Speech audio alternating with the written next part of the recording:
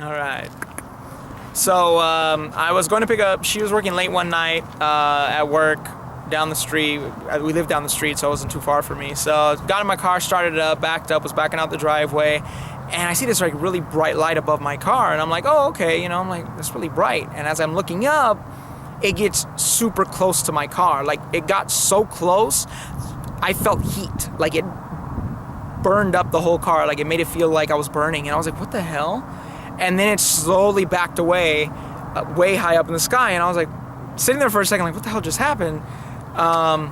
And I'm back, so I get out of the driveway, and I see it still hovering way higher up than it was, obviously, over my car at my house, and I start driving, and it goes higher in the sky, but it's like following the same path going north that I'm going on west to Disneyland Drive, and it moves further away from me, and it splits into like 3 different lights, and then they slowly just fade out one by one as I'm getting closer to Disneyland, which is the direction I was going.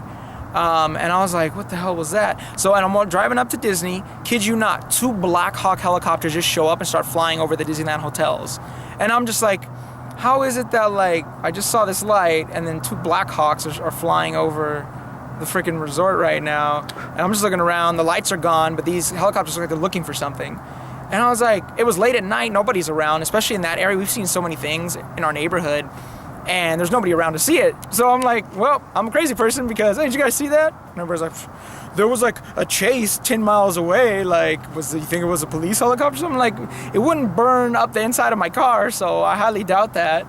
And I was like, okay, whatever. And I go pick up Danielle from work. I pick her up, and all of a sudden I'm like, babe, I gotta tell you something. She's like, no, I gotta tell you something. And then apparently she has this crazy ghost experience at work. And it's like, okay, well, it was an interesting night for both of us, apparently.